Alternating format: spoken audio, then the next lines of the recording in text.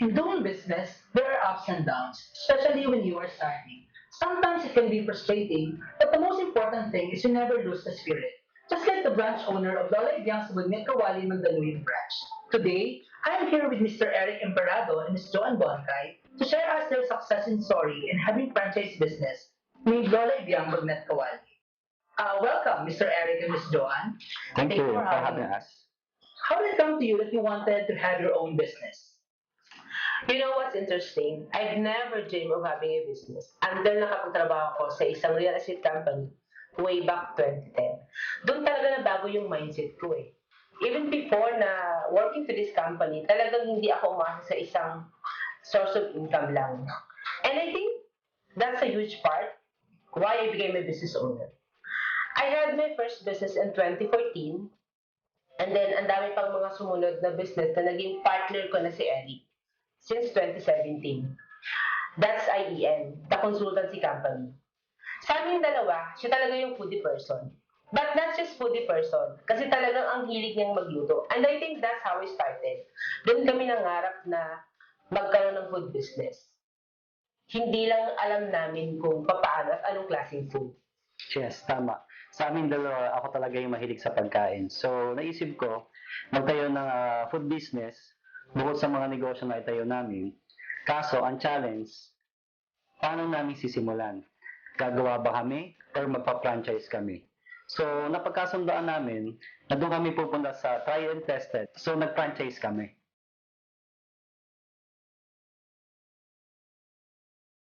You were able to decide the franchise, and apparently that's Lola Ibiang's Bagnet Kawali. So, why Lola Ibiang's Bagnet Kawali, if I may ask? You know, everybody loves foods. Alam naman natin, pag sinabing bagnet, mai-imagine mo talaga agad yung crispiness niya. So, nag-search ako sa FB, then nakita ko si Lola Ibiang's Bagnet Kawali na nagpapa-franchise. So, nag-inquire agad ako. They presented the business to us, lalo nung natikman ko yung pagkain. Sobrang sarap niya talaga. Without second thought, kumuha na kagad kami ng franchise. Naging madali sa amin to dahil meron na siyang brand. Setting up to operational, location lang hinanap namin. Then, yun na, guidance from first day up to now was solid.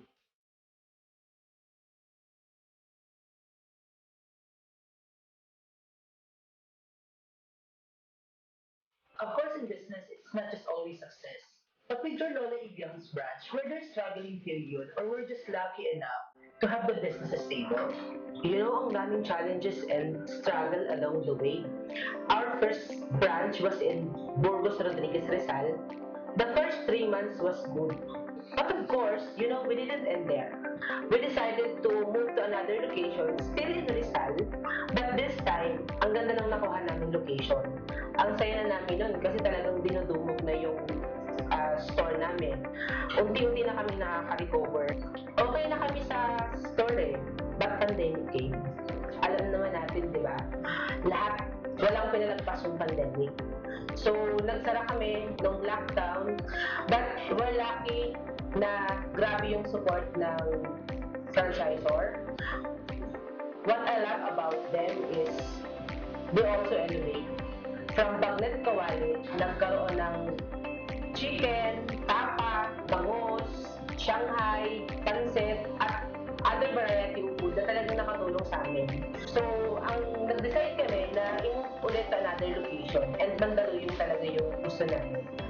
We really believe na talagang dito papatog ito and also since we live here eh. And yun talaga yung nangyari. Actually, last November 10, yun na yung 1 year anniversary namin with our Lala Ibiang's Mandaluyong. And I can say na talagang very successful yung business up to this day. And the good thing having a franchise of Lola Ibia, they really help us in figuring out what we can do best.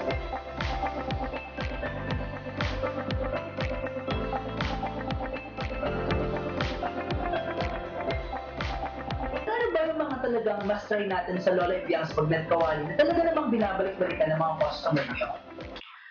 Ako, yung top 3 ko, dinakdakan, sisig, tsaka yung honey sriracha. That's all my favorite stuff. Ako naman yung bagnet kawali kasi napakalutong talaga ng balat niya. And also the crispy paka. Nakaka-100 servings kami in a day or more.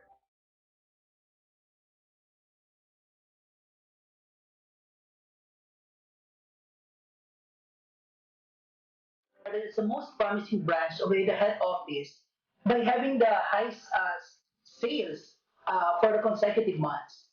Well, this couldn't be all possible without determination, belief, hard works, and the people around us na tumutulong to run our business. And that's our employees.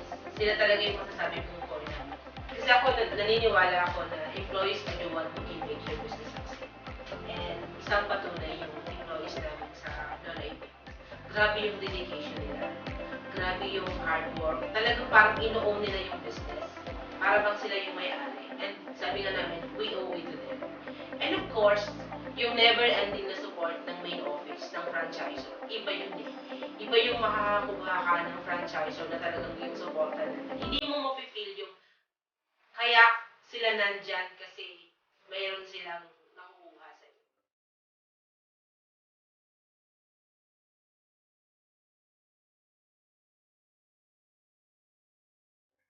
Having this franchise store, do you plan to have another franchise pa ba?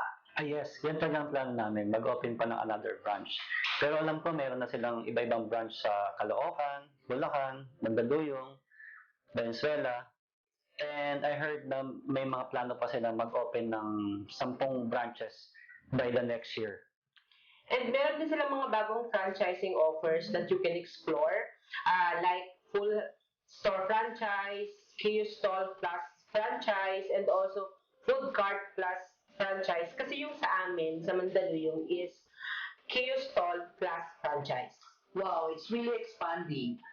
Sino ba namang makakatangging tikman yung super sarap na bagnet kawali ng Lola Iliangas?